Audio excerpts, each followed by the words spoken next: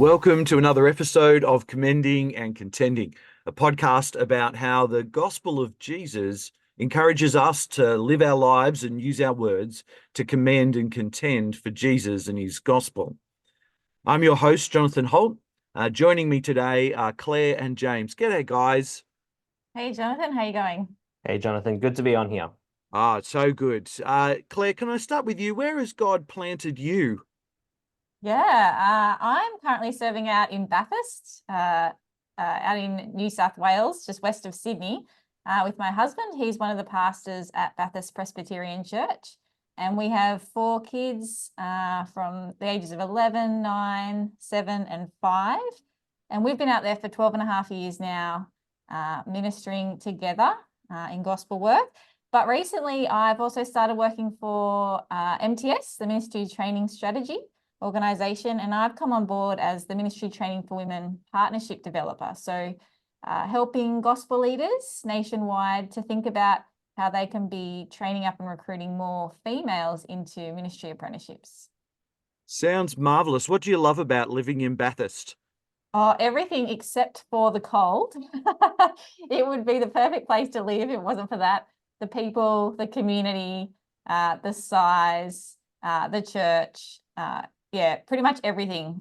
If it was warmer, it would be perfect. Fantastic. But you don't want to be too perfect because you still want to look forward to heaven. So I guess just That's right. one drawback is probably about right. Yeah. James, where has God planted you? God has planted me in Melbourne for now. I'm currently living there and working there.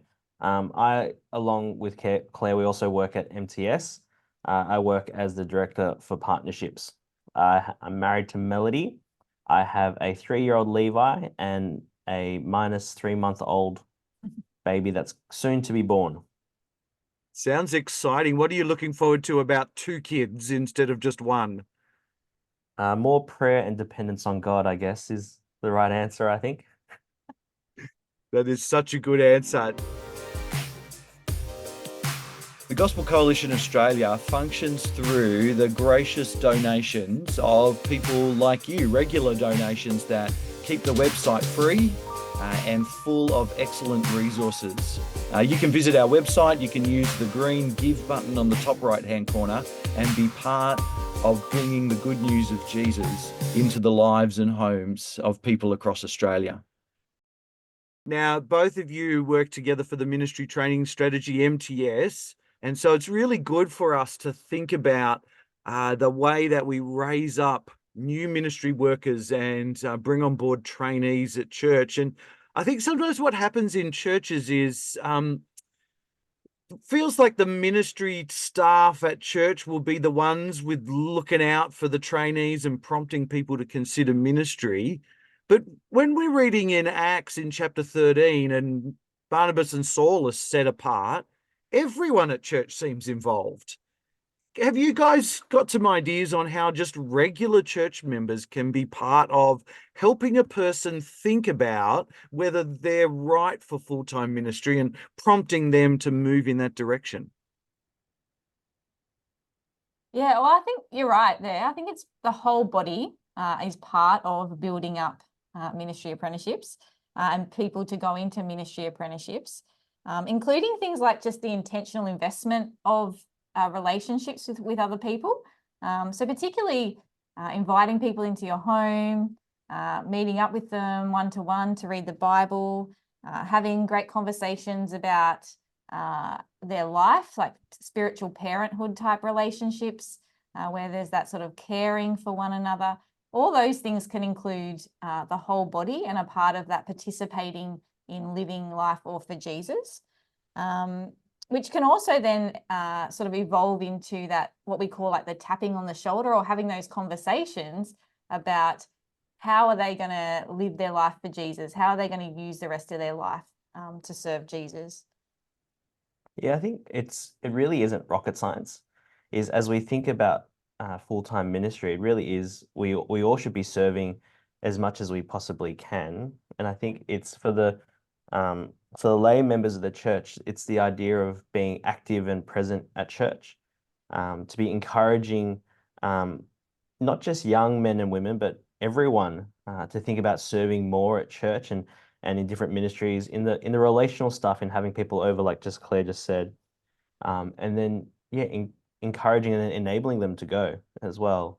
I think it's a sometimes a very daunting task for people to think about vocational ministry when they think about the changes that's going to happen in their life, uprooting for this or that, and just the things that come with that, like the financial pressures of that. But yeah, the church as a body raising up people for full-time ministry is, yeah, the work of the whole church in different ways. So the ministers would have a particular role, but the church isn't passive in that. So it's a great that you've brought us to Acts 13. I was going to say as well, a huge part of that is just the modeling of sacrificial service by people within the church. So, you know, even the getting alongside, the pulling the chairs out during the week, the being on the IT, stepping up to be on the roster, the singing roster, the cleaning roster, whether it's people making big decisions for Jesus, like choosing to only work 4 days a week so that they can do scripture 1 day a week, and modeling that to these people, making big decisions for their family, like committing to not doing sports on the weekend so they can be at church every week, giving financially to the work of gospel ministry. Things like that are really setting an example and modeling to people considering ministry what it looks like to serve Jesus with all of their lives.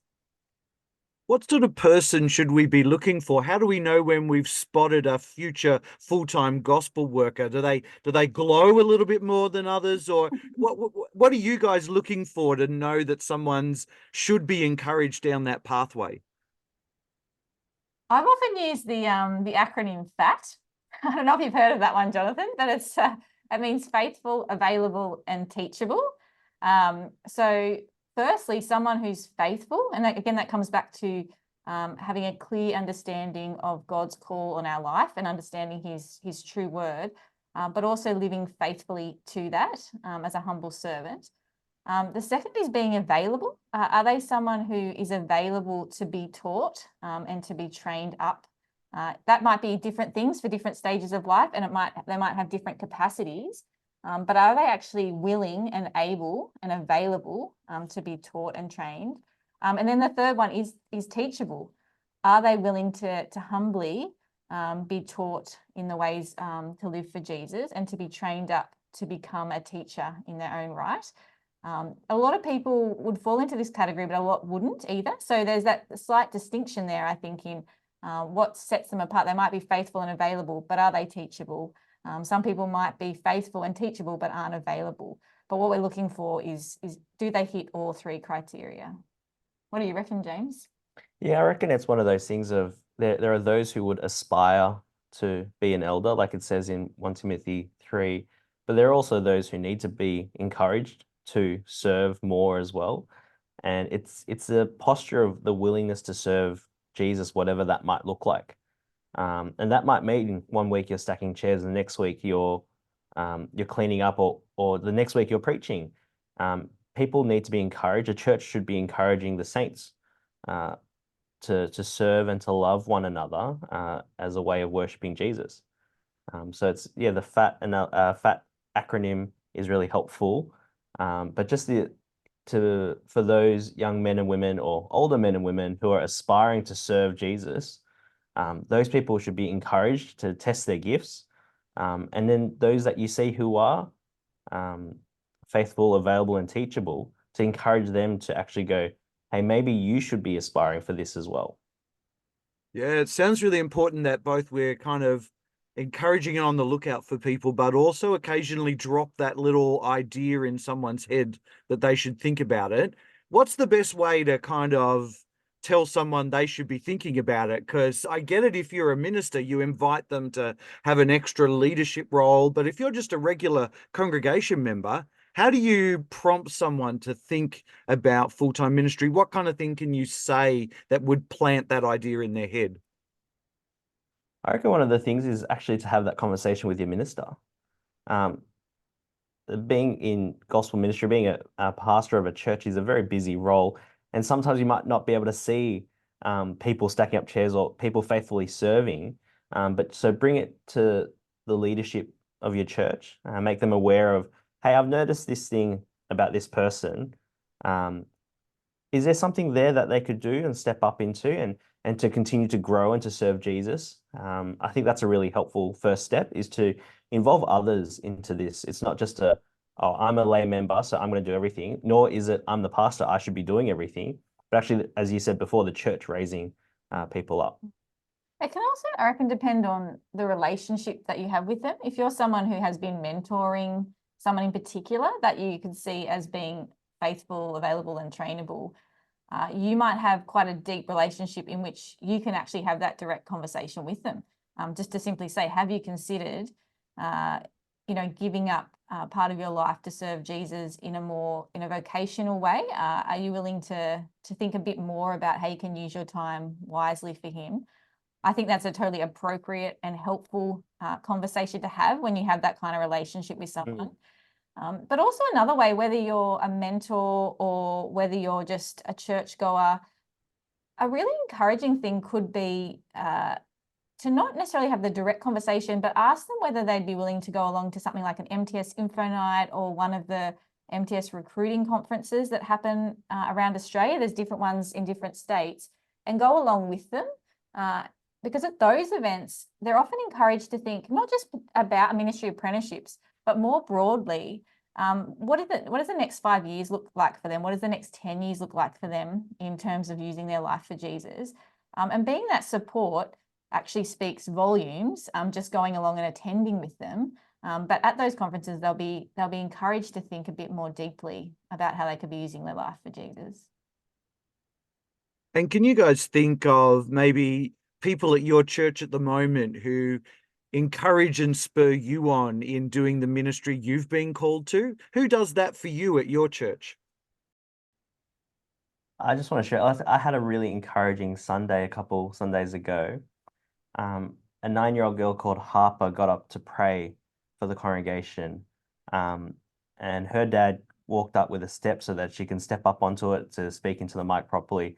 It was just a really beautiful picture of, she wrote the prayer all by herself, but it was the whole church and the family helping raise this young woman to pray for the church. That was definitely really encouraging for me, as I saw the next generation coming through to serve and to love. Like, very daunting for anyone to go up front, let alone a 9-year-old girl to go up front. But really beautiful to see the dad there supporting and encouraging and discipling her through that. That's a great encouragement to see families invest into their children and the churches investing into children.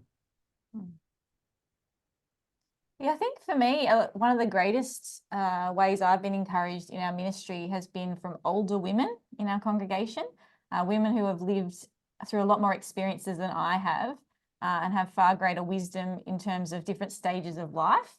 And so they've been able to really encourage me as I've moved through being newly married, having kids, and now stepping into this sort of new phase of our kids getting a bit older and stepping back into work life. Just to guide me and give me clarity as to how to use my time well for Jesus, but also to love my family well. I think it's been those older, wiser women that have really encouraged me and kept me going in my ministry. Now, regular listeners of our podcast will know that something a little different has happened in this episode. Instead of just one guest having a chat with me, we've had two, and we're only partway through our questions. So, Clare and James, would you be willing to come back for the next episode? I'll be very willing to.